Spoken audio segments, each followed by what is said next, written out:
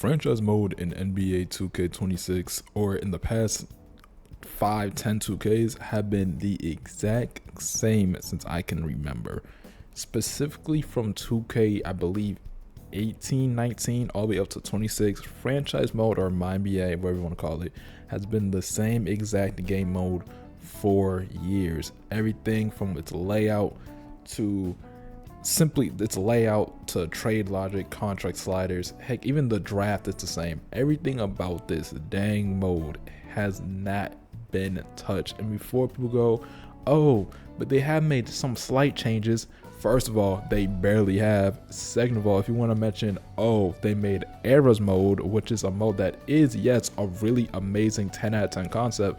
It is executed painfully poorly. And I personally feel like 2K, y'all can do better than this. 2K is constantly always abandoning. 2K's abandonment of franchise mode is actually depressing. Last time I checked, this game is called NBA 2K26, not basketball 2K26. If it was just basketball 2K26, then yeah, who cares about a franchise mode? Who cares about any offline game modes? But last time I checked, I came here to play NBA basketball too, not just park. But that's just me though. So let's get into this and talk about why 2K constantly abandons franchise mode, and let's also talk about the things they can fix and the things that just need to be addressed. First things first, this isn't really just a franchise mode issue, but an all-around, I guess, offline mode issue. If you're playing like, team-based basketball, you know what I'm saying, like you're facing like Warriors versus Thunder or something. One thing I need to talk about is the lack of presentation in 2K. I'm sorry, but with the NBA having all these new broadcasting setups and all these new commentaries, new channels, etc., you would have thought 2K would acknowledge that and put that into their game. Different commentary, which they do have, but it's been the same for, again, the past how many 2Ks. 2K desperately needs better presentation all around. They should be different kinds of things. I understand they can't always get the license to everything, but if they can find a way to get the licensing to Prime, NBC, ESPN, which I don't think that's possible because I think EA has it. And I know they have for TNT because I keep seeing Ernie, Shaq, and Kenny on there for the past few years, and they have yet to, honestly, forget everything I just said right now. Well, don't forget it. Keep that in your mind. That was important to mention. But one thing I just desperately need to talk about is simply, like, let's talk about their pregame show. Their pregame show either is like, well, first of all, they don't have one anymore. I should have said that first. And there is literally just no pregame mode. There's no pregame show in this game. You load the game, and yes, you do get some cool little like pre-game hype video, which I think is cool. Don't get it twisted. I think that's a cool addition. I think that is a cool addition to have, and they should keep it and build off of it. Let's not say that presentation is absolutely terrible, but it can definitely use more work. There's no pre-game show talking about teams and what you should expect from a certain team and who they think might win the game and etc. etc. Who you think got this game. That doesn't exist anymore in 2K. They took it out. It used to be in there, and I know they probably can still put it back. They're just too lazy to. And when it comes to like stuff like the halftime show, same bare bone thing, or sometimes it's not even a halftime show too as well. What is going on with 2K? There's no post game show either. I'm sorry, but I know some people don't care about that stuff. I personally do, because if you're playing MyNBA, you want to see all those stuff play out. And yeah, there will be times where you will eventually just skip it. And I feel like that's what 2K stands to acknowledge. But no, I think 2K keeps forgetting that little details and little things do desperately matter. So I feel like presentation can use a huge upgrade all around, from commentary to their halftime show, post-game show, pre-game show, and etc. And on the topic of presentation, let's switch over to MyNBA's having no storyline. What I mean by this is the fact that when you're playing MyNBA, you know how like in the NBA, there's always a storyline that's coming up. Who an up-and-coming player that we're expecting to see if he lives to the hype, like Victor Wembanyama, a team that just won an NBA championship. What are they going to do this year, like the OKC Thunder? Teams that, have made crazy accusations, crazy, is that the right word? They made a lot of moves and trades during the offseason, free agency signings. Where's this team going to be like? Who do you think the MVP will be? Who do you think will win Rookie of the Year? All that other stuff. That should be in the game. If you look at 2K, there's a social media tab. That social media tab has been the same for, again, years, by the way. They have not changed it. They have a social media tab, and it's kind of like that, where there's some tweets that like say certain things, but it's very boring and plain and bare bone. There's no oomph into it. What they could do Kind of like how Madden used to have their, and they brought it back, but it's really also boring and bland. How Madden had their weekly recaps. I forget their specific name for it, but their weekly recaps. 2K can desperately use something like that, where there's a weekly recap, maybe not a weekly recap, but like, let's say beginning of the season, there's a recap making predictions, who you think, like if you're gonna keep Ernie and Shaq and Kenny, let them discuss who they think they're gonna be top of the league, or just anybody. I get someone to talk about who they think gonna run the league this year, who's gonna do this, who's gonna do that, what does everybody else say, what do other NBA fans think about this. You can definitely implant this in the game, especially with the use of AI. I feel like AI can be used for certain sports games. I feel like, I understand many people look down AI, this can be a perfect use of this, I'm just saying, but you can see what the fans think. So when I'm building my team and I think my team gonna hoop, I think my team is gonna be one of the ones. What do everybody else think about it? What do the GMs think? What do the fans think? What's everyone's mind about this? How do they feel about this? I really want to see something like that in future 2Ks. Another thing I need to talk about is the contracts and the free agency signings in this game. If you don't use sliders for your My NBA and you don't use any contract sliders or trade sliders, buddy, you're cooked, because not a dang thing is going to make sense anymore. It's going to be really illogical. There are going to be some stupid signings that make zero sense at all. All the rookies that were like, or maybe like people on the rookie contracts, NBA teams never re-sign the players off their rookie contract, and it makes zero sense. Like, I don't understand it. Teams don't fight hard enough to try to keep players, especially nowadays in the NBA where there's not really many superstars in free agency now, because they usually get re-signed, and if they are going to get moved, they get traded nowadays.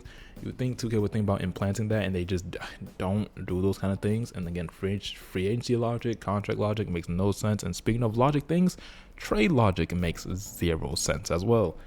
The team to make trades for the sake of making trades. They'll trade a 70 overall player for like a 70 overall player, and it'd be like, okay, what's the difference? There's nothing. They're the same age. It's not like one's younger, has more potential than the other. There's nothing. It'll be like, we're gonna trade the 72 overall player for your 70 overall player and a second round draft pick. I'm like, and I'm not saying that doesn't happen in the NBA. Like, yeah, they are just random trades that do happen like that, but not to this extent. And then sometimes they'll just offer you, especially teams will offer you the most randomest players. Hey, I'll give you Kevin Durant and Ant-Man Thompson, and you can just slide me Keontae George. What? That's a stupid trade. Keontae George is hooping this season. That's a stupid trade. Like, it'd be something like that, or it'd be like, we'll trade you away. We'll give you Luka Doncic. Or teams would be like, hey, we'll offer you Jaylen Brown and Anthony Simons for, let me get thinking, Dylan Hopper in the first round draft pick. I'm just sitting there like, what are we doing? What is this? Makes no sense. They just make moral of the story here is 2K.